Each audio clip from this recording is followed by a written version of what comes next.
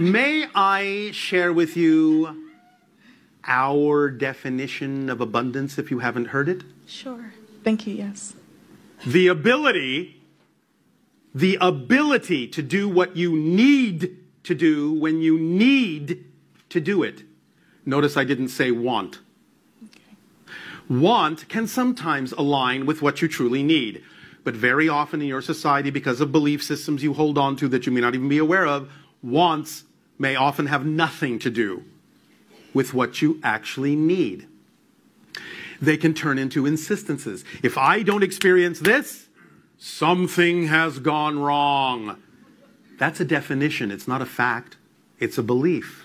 It's an opinion. It's a perspective.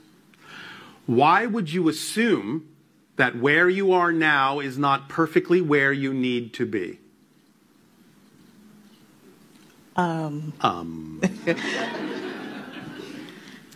Why would you assume that you needed to see something happen specifically in order for you to know that you are exactly perfectly where you need to be? Why are you making your state of being conditional on what happens in an illusionary reality?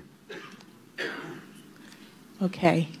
Where did you think you were supposed to be at this point? How did you picture it? What did you envision? I envisioned that I was supposed to be like healthier in my health and my finances. I know those are external factors. But they're also limited definitions. Because you're saying finances. Is that the only form of abundance you allow in your life to be real? Oh, no, I don't believe that at all. I just think then why did you say it? Because I haven't, okay, so from the teachings that I had received previously meeting you, right now, I was taught metaphysically that as I changed my belief system and how I view and value and see myself, that I am supposed to be manifesting those passions and desires. And when you didn't see them the way you thought, what kind of state did you go into? I went into, I feel like it's more like a slight disappointment, but I know not to go. Stay there. Okay. Be honest. Okay. I know not to go there, but I went there anyway.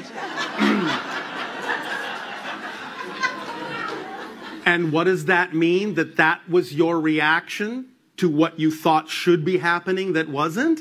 It means you haven't changed. So why should your reality? You see, you test yourselves. You go, am I going to base what's going on in my life on what happens outside? If I don't see what I thought I was supposed to see, I am not going to stay in a positive state. I'm going to be disappointed. I'm going to disappoint myself from my seat of power. You haven't changed. So why should your reality? It doesn't matter what happens. It only matters what you do with what happens. That's the lesson here. Not that you're supposed to see your reality change. The idea is to be the state you prefer to be, even if your reality stays the same. Because if you can't be the state that you prefer to be in, even if your reality doesn't change, you haven't changed. Is this making some sense? Yes. You see, this is kind of, and I do not mean in any way, shape, or form, any offense at this. Please don't take it that way. Okay. Some of you know just enough metaphysics to be dangerous. You learn a certain amount of these principles and you apply them, but not necessarily as fully or in the precise way that it actually needs to be applied. You think it's supposed to get you this, when in fact it might be absolutely the opposite thing that you really need to experience. The idea is to not base your state on what's going on or not going on outside in the reflected reality. And if you keep finding yourself being disappointed when something doesn't happen the way you thought it ought to by now, you haven't changed. You're just proving over and over again that there is no reason for your reality to change because you haven't. Is this making some sense? Yes. Yes. That's all right. Let it out. Remember, this is good.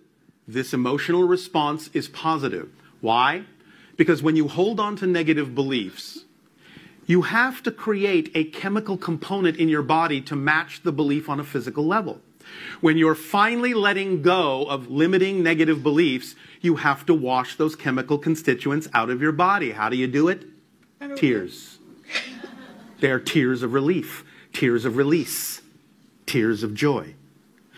So it's good to have this response of your tears because you're washing the negative chemicals out of your body that were representative of the beliefs you were holding on to that now you're beginning to let go of, because now you have a deeper understanding of how this actually works.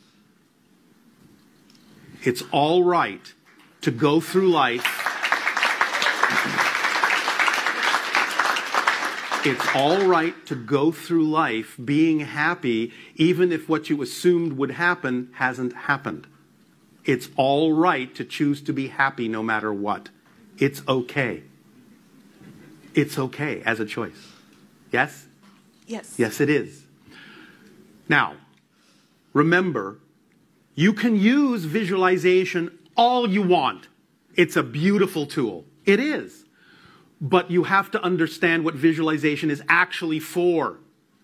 Visualizing an ideal outcome is not to insist that that must be the way the outcome happens. Visualization is for the purpose of creating a symbolic representation of an ideal outcome that gets you so excited about the possibility of that kind of an outcome that you get into the excited state you need to be in.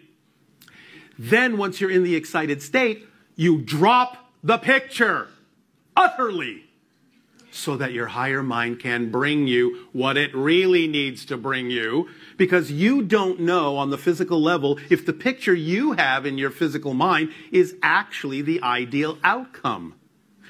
Your higher mind could bring you something 10 times greater than your physical mind could imagine, but when you sit there and insist, no, it's got to look like this or something's wrong, you're shutting the door to what your higher mind could bring you that could be greater. You don't know.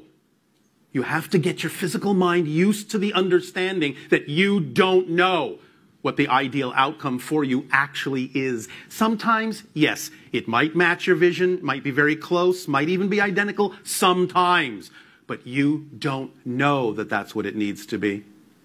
So if you understand, if you start understanding that insisting on the visualization is actually a negative limitation that prevents you from experiencing something greater that your higher mind can bring you, you'll stop doing it. You'll stop insisting. Remember, here's a formula. Insistence equals resistance. You slow everything down.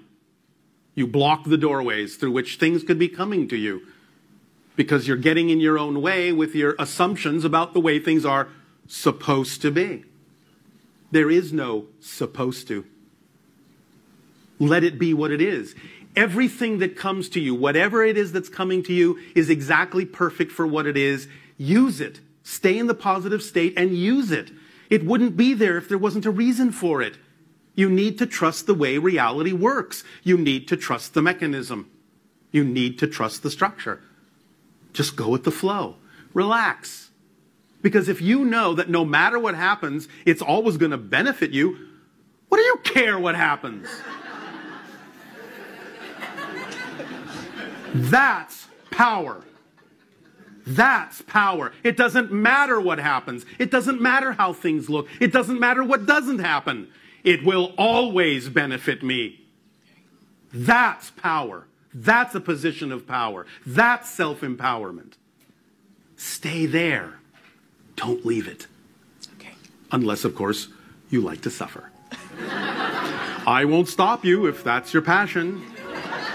No. But understand you don't have to make that choice.